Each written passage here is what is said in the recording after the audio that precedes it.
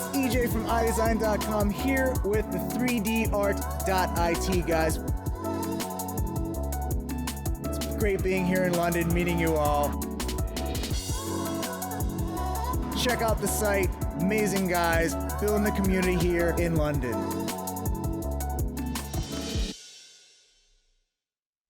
Hi everyone, EJ Hassenfratz here. Eyedesyn.com, we're 3dart.it. This is the Q&A, we're in London at the moment. So let's start from first. So EJ, how are you doing? I'm fantastic, enjoying my vacation here in London. So you're not here for School of Motion? No, well I did, it's actually tied to School of Motion because the last 4 months I've been hard at work on this massive intro to Cinema 4D class for schoolofmotion.com. The first session is just wrapping up in the next 4 weeks. The next session actually starts very soon. So we had the first session come out, sold out in 2 hours, which was amazing.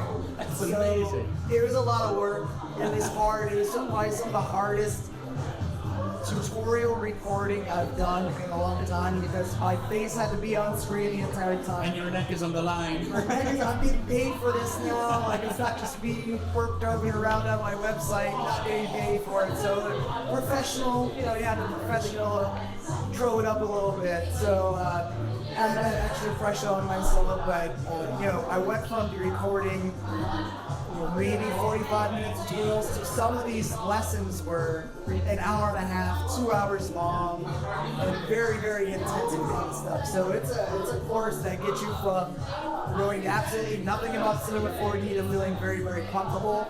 And it's been a long time coming. So I just got done recording the last lesson and the last videos for that about 3 months ago, or not 3 months ago, 3 weeks ago.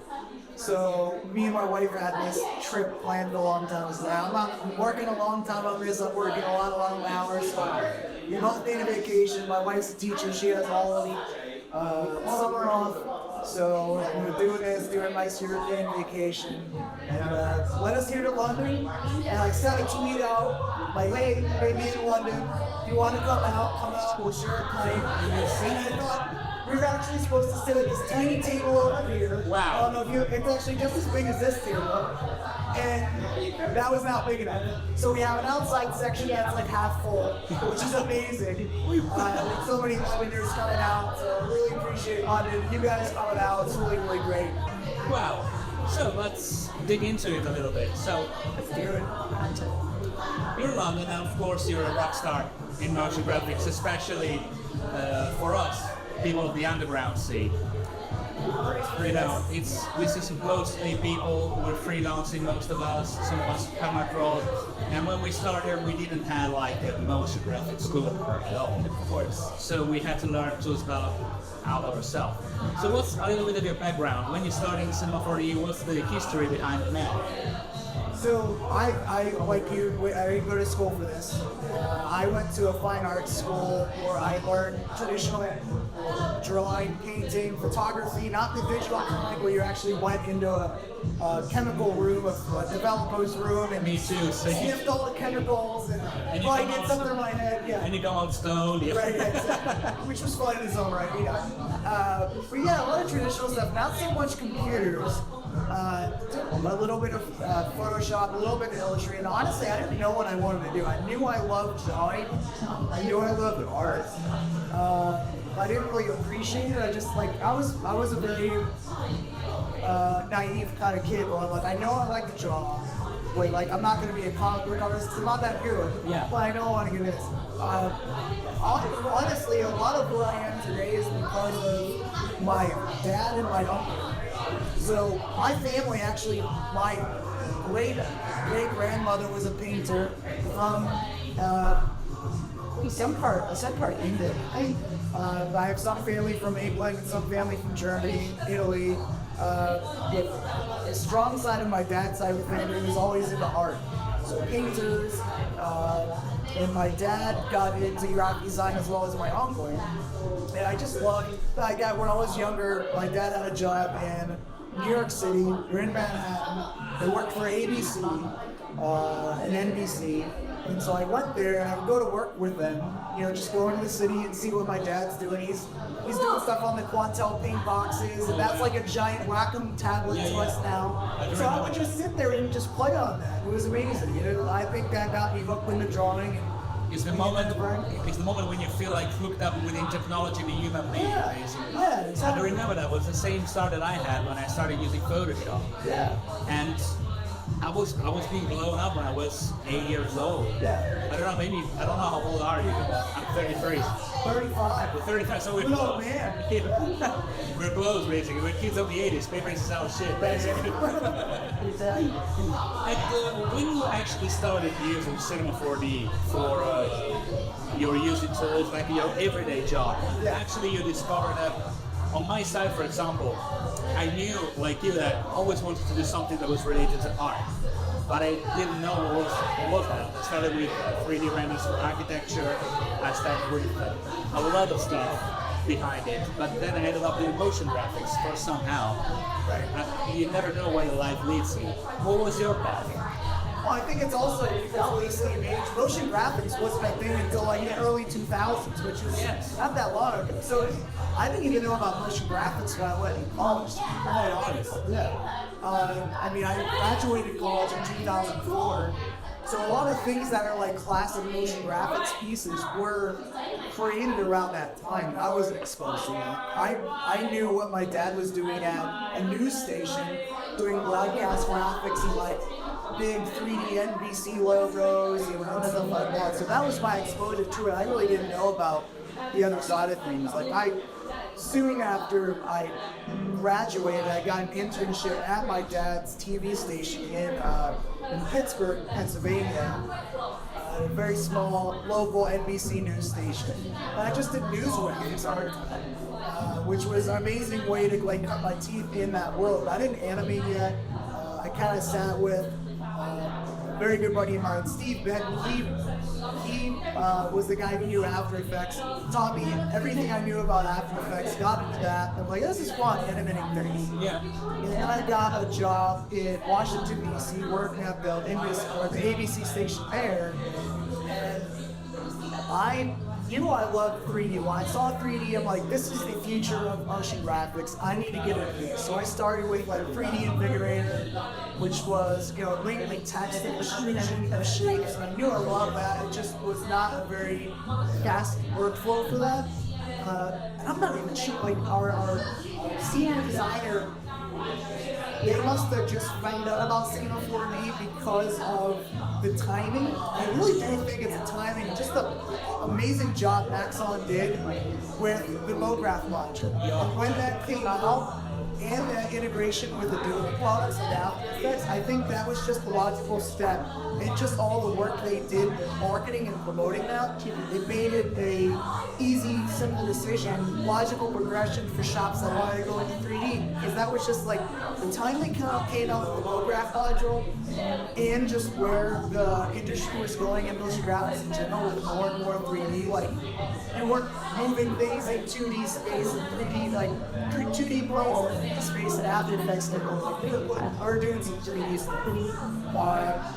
And I just think that was like a perfect storm because that got me into the Cinema 4D because our senior designer was using it. And he then moved on to another station. So I was slowly learning Cinema 4D. And that kind of really pushed me to have to learn it because they approached me with the position. Like, hey, do you want to take over the senior design position? Needing to do 3D. Do you want to do that and learn on the job? I'm like, yeah, let's do that. So literally, that's the best way to learn. First, yeah, and that's the thing is for anyone out there trying to learn 3D or really anything in general, I think the way I learned the best was learning on the job, being project based. And that's something that really pushed in my school of motion class as well, is because you can, like me, I knew I loved 3D. I just didn't know what the heck I wanted to do with it. But because I was at a job, because they needed a specific outcome, like I needed to animate a 3D ABC News logo, and I needed to do it for a client by the end of the week. And I went from not knowing anything about Cinema 4D or 3D to by the end of the week making pretty crappy 3D logo animation. But I mean, at the time I was like, this is amazing. I did this. I learned this in a week. That's my baby. Right, yeah. But I mean, it was awful. But the client loved it. I mean, 3D back then, it was like ray traced and pretty awful looking. Like, you know, at the time it looked pretty high end. So that was really a thing for me where I'm like, wow, I started Monday knowing nothing about this. At the end of the week, knew enough to animate a simple logo transition on. And then just learning about all the low graph tools and stuff like that. I saw what I had with After Effects and I was like, wow, I could do a lot of things faster animation-wise in Cinema 4D than I could before. And again, just seeing the tea leaves and seeing where the industry was going with all of 3D. So it's kind of funny, like that's why I do these events for Maxon and stuff like that, but every time I see the developers, I'm like, you are the reasons why I'm doing what I'm doing. Like, you made my career, because I have no idea if my first exposure to 3D was Maya, I don't even know if I'd be doing 3D, to be quite honest, because I looked at Maya when I was just getting out of college. I opened it up for the first time and I'm like, this makes no sense to me. But it's just something about 3D, 4D, how they programs, how the interface is. It just made more sense to me coming from that After Effects ecosystem and just the integration. So this perfect storm. Like, it was just an amazing time. Like you said, you got into Cinema 4D and R8. Yes. And the MoGraph module was like R9.5. I think it was R10. 10, yeah. Because when I got into 3D, it was actually early 2003. I was just turned 18. I was at the Industrial Design School, at the art school. Right. And I found out that at the time, in Italy especially, you needed to do a real 3D model of your object, then take a picture of it, and then Photoshop it to make it look like the material that you need. So they said, what the heck, I have to do that? Right. So I just scrubbing the web. I have to admit, before Cinema 4D, Blender was a tool. Just to take out like plain white rendering reflections and then Photoshop it. But after that, there was my physician professor, which is, I believe it or not, which is a great physician, like, real stuff, like nuclear stuff. And he said, you know that actually, if you start using CAD or using Blender, there is this software from Germany, which is very, very good, and it's got the radiosity side module for global illumination. I said, what is that? And brought me to his place, and he showed me how I was doing like 3D visualization for architects as a side job. And I don't know what happened. He gave me like a version of it, which was released at the studio mode for him. I installed that on my iMac G5, 17 inch. GS Raiders? Yes. 1.9 gigahertz CPU, but at the time, Hamsters. yeah. And I don't know why, it just was so intuitive to me. Yeah. And I always use that, but I don't remember that my first animation ever was when I was in Austria studying architecture. And I was doing that for architects itself. And somehow, I started moving the camera around, and I said, let's make this building like a build with cubes. Use a longer tool, and that was 2009, Cinema 4D R10. And it turns out that the motor is so fast, so easy, so intuitive, that I actually realized that I was saving a lot of time inside myself, animating myself rather than using Maya or Blender, which I had to animate every single gear because I didn't know any other way to do it. But one thing that actually fascinated me was, I think 5 or 6 years ago, when looking at your NAB speech, I saw you doing like flat graphics using straight Cinema 4D. Oh yeah, Sketch and Tune. Yeah, Sketch and Tune. So how do you come up with that? Because I came up with the same exact thing, but I want to know your path. So I think that kind of derived from me going down the path of 3D and relying too much on the tools, I think, because like again, I'm self-taught. Cinema 4D got me into that role. Where I could start animating things very quickly and easily using like MoGraph module, effectors, all that stuff. And like throwing in the lay effector on it and like adding, it's like the ease and whiz. And I don't know how to keyframe, but I know if I hit this button to ease and whiz this, it's gonna look good. And ease and ease. Exactly. So if I didn't know the whole thought process behind that, why that looked good, like the animation principles. So what I decided to do was, this is about the time when like Octane was first coming out. People were going really extreme with lighting and texturing. That was 2008, if I'm not wrong, when Octane was coming out. So when Octane got popular a few years ago. But what actually is the main question, which is the topic of our why? So you're freelancing at the moment, Eyedesyn.com. Yes. So what's the big step that leads you from a permanent or full-time job to freelance? So for me, it was definitely where I was going.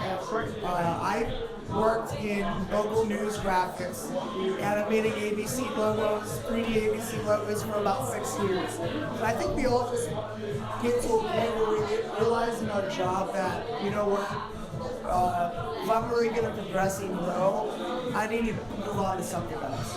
Because, you know, I'm not working for different clients, I'm working for the same client, I'm working for ABC, I'm working on their logo. And actually, when I wanted to kind of make the jump was right when the recession hit. Luckily enough, I kept my job as a senior designer. But the recession is there. I was like, I need to half of my design department got laid off.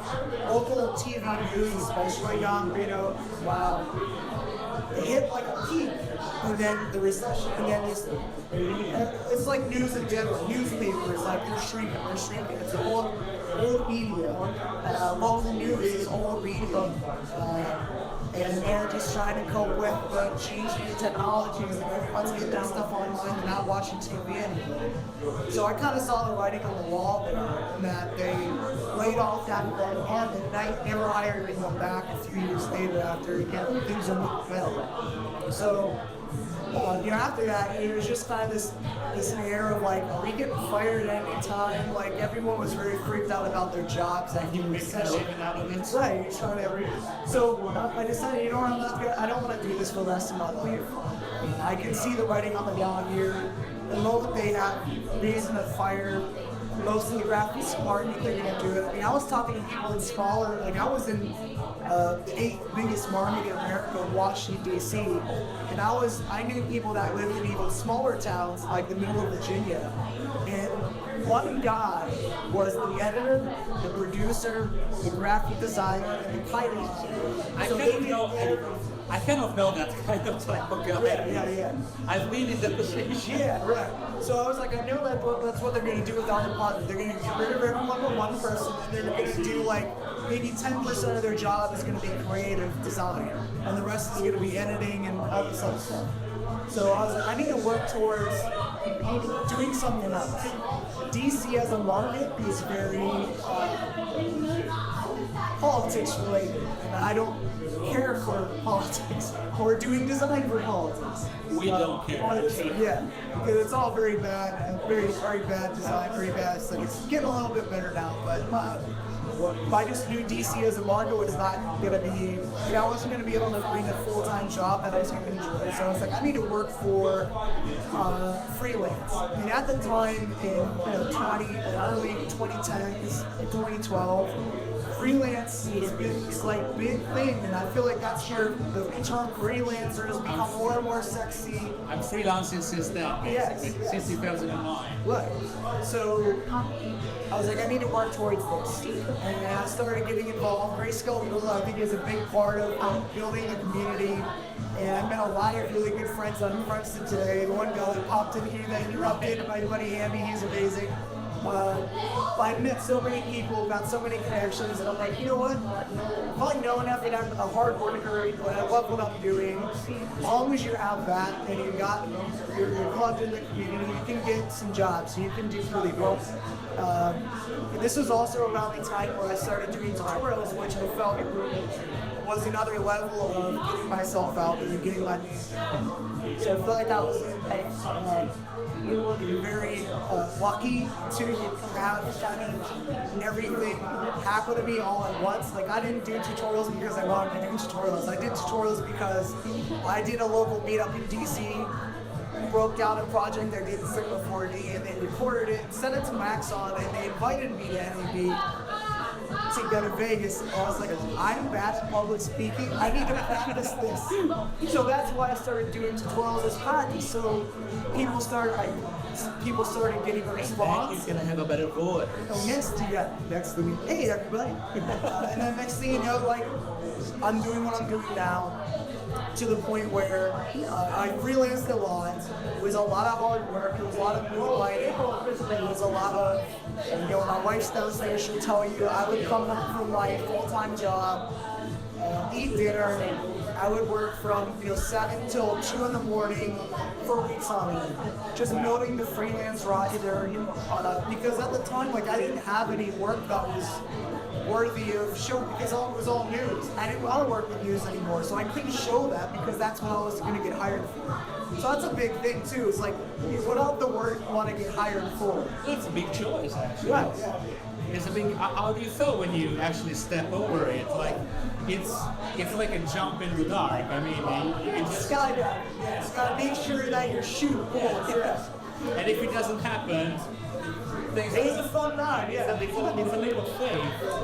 And I remember that when I was a student and I have to make a living out of what I could do at the time. I mean, we were close in the age, but I decided very late, like, let's try to do architecture or whatever it is.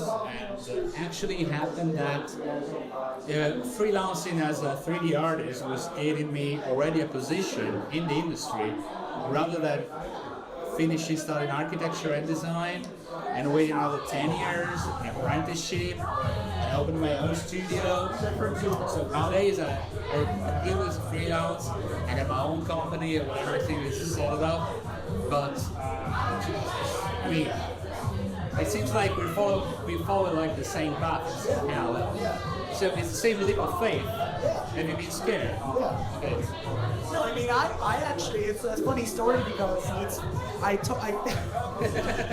my wife will tell you, she's like, did you read this thing? Because I had a letter written up to my boss for weeks. And I just did not, I was like, I don't know if I want to do this. Not actually, again, timing and luck has so much to do with luck and timing.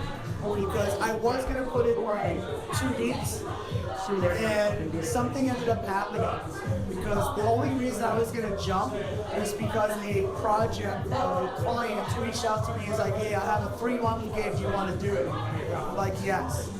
So I said yes. They said, okay, we're going to do this. We'll get back to you in a couple of weeks. I was going to put in my week's notice to leave. The day after I was going to do it, and I didn't do it. I didn't put in my 2 weeks. The client reached out and was like, actually, that job was killing me. Wow. So if I would have quit, I would have quit, and I would have had nothing lined up. So that was like kind of lucky that I wussed out. Which is just looking back, it's connecting the dots. Yeah. So I was like, if I'm going to do this, I need to really be sure I'm going to do this. And if the client job doesn't go through, I need to have enough savings back. So that's why I really got serious about doing the extra work, extra freelance after hours, moonlighting, having enough savings, because I think that alone gives you so much more room to breathe. Because you might be spawning for the first 6 months, that's fine, that's normal. But don't be stressed out about it. Like, take that time, like, almost book yourself for a few months and be like, you know what, even if I don't Go for a walk if you get a job. even if I don't get booked, I have enough money to sustain myself, pay the bills for 6 months that I can do my own work. I can build my portfolio, and it's fine. And I guarantee you that if you're working hard and you put stuff out there, you're going to get clients eventually, and you lose that momentum, and you're going to be fine. So do you agree that actually personal work on a show reel is much more important than corporate stuff? I think it's all depending on what your corporate work. If your corporate work is not very good and it pigeonholes you to do one thing, like, is this marketable? And yeah, if it's marketable, if it's something you want to continue doing, then yes. For me, I wasn't going to work news stuff because I didn't want to do news anymore, and I didn't like the look of my news. So I think in that case, even the freelance work I was doing was like, I did sports stuff, which actually that was fun for me. That was a nice transition because a lot more freedom, a lot more brands that I like, like major sports teams, the NHL, and Major League Baseball.